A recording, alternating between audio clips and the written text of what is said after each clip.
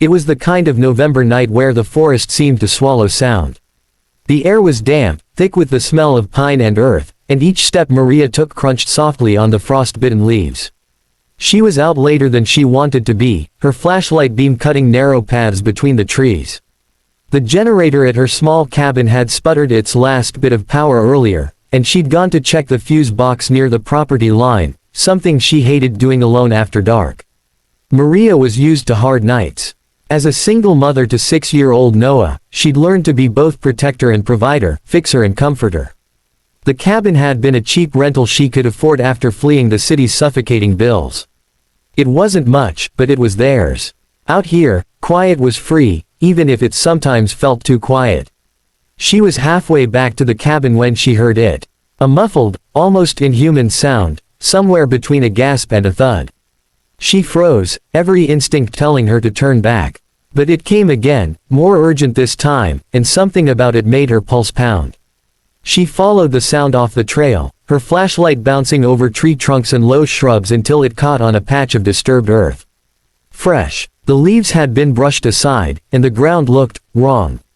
Her stomach twisted. She dropped to her knees, brushing at the dirt with her gloved hands. "Hello," she whispered, feeling ridiculous but too unsettled not to try. A faint, hoarse voice came from below. "Help me." The words slammed into her like a shock. Adrenaline took over. She clawed at the earth, her breath coming fast, until her hands hit something solid, plastic sheeting. She ripped at it until she found skin, cold and clammy. A face emerged, caked with dirt, eyes barely open. She didn't think, she just worked, digging, tearing, pulling, until she could drag him free. He collapsed beside her, coughing violently, sucking in gulps of icy air. "Stay with me," she said, her hands on his shoulders. "You're going to be okay. I'm calling for help." But before she could reach for her phone, his hand shot out, gripping her wrist with surprising strength. His lips brushed her ear, and he whispered, "Don't call anyone. They'll kill you too." Maria froze, her breath stalling in her chest.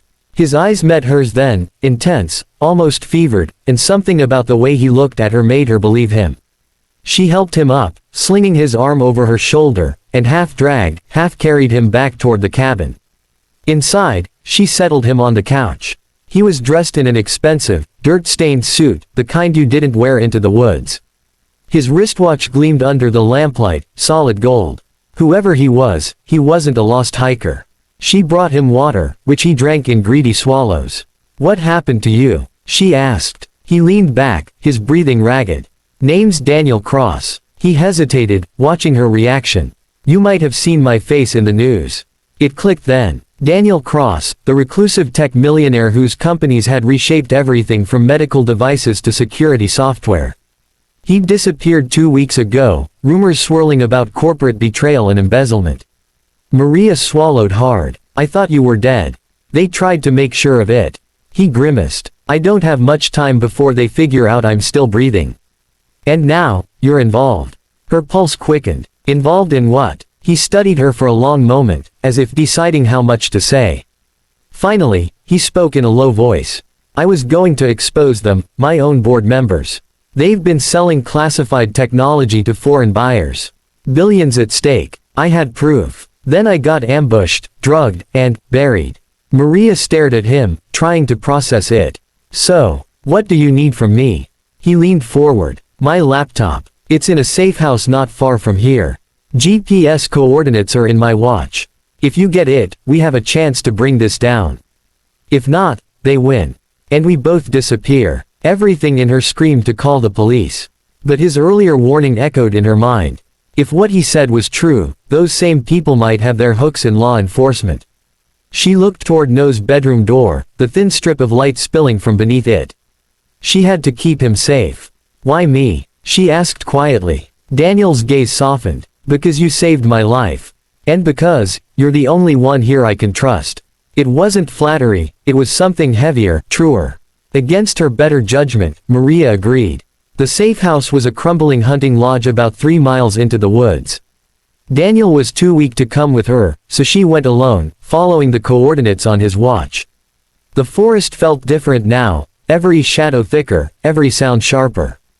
She found the lodge padlocked, but the rusted latch gave way under a firm kick. Inside, the air smelled of dust and mildew. She found the laptop hidden in a hollowed-out floorboard beneath an old rug. As she pulled it free, she heard the crunch of footsteps outside. Her breath caught. She killed her flashlight and pressed against the wall, listening.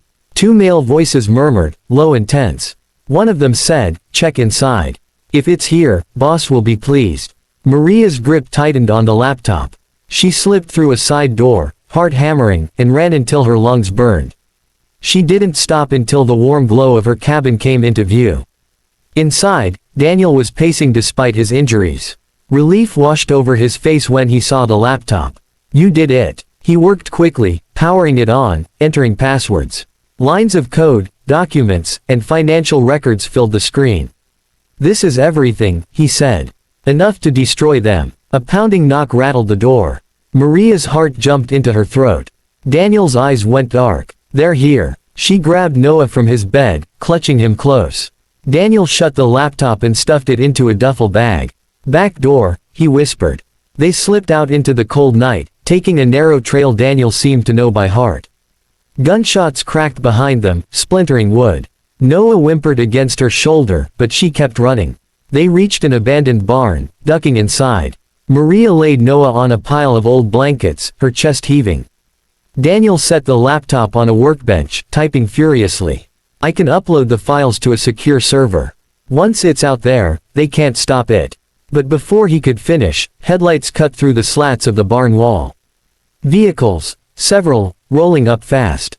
Daniel met her eyes. "If they take me, keep running. Protect your son." Something in her rebelled at that. "No," she said, voice shaking but firm.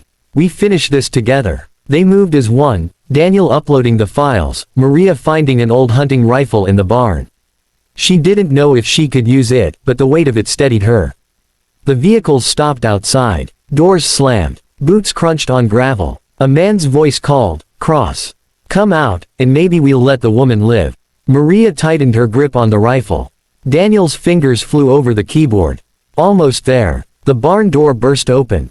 Figures in black flooded in. Maria fired a warning shot into the rafters, the noise deafening in the enclosed space. The men hesitated, ducking. Daniel hit the final key. "It's done," he shouted. "They're exposed." One of the men lunged at him, but Maria swung the rifle butt into his ribs, sending him sprawling. In the chaos, Daniel grabbed her hand and nose, and they bolted through a rear exit, disappearing into the trees. By morning, news outlets were ablaze with leaked documents implicating half of Daniel's board in espionage and fraud. Arrests were already underway. Daniel, Maria, and Noah lay low for a few days, moving between safe locations until it was over. When it was safe, they returned to the cabin, what was left of it. The front door hung open, the living room ransacked. But the forest outside was still, peaceful, as if nothing had happened. On a quiet afternoon, Daniel found Maria sitting on the porch steps, watching Noah chase dragonflies in the yard. He sat beside her. "You saved me twice," he said softly. "First from the ground, and then from giving up." She gave a faint smile. "You saved me too. From thinking I couldn't fight back." They sat in silence for a moment, the air crisp with the scent of pine and soil. Daniel reached over, his hand brushing hers, lingering just long enough to promise something more than gratitude. The world knew him again as Daniel Cross, the man who brought down a conspiracy worth billions. But in the quiet of the woods, he was just Daniel, the man whose whispered warning had bound their fates together. And Maria, once a single mother fighting just to survive, now had something she never expected, a partner who understood what it meant to risk everything for the truth, and for each other.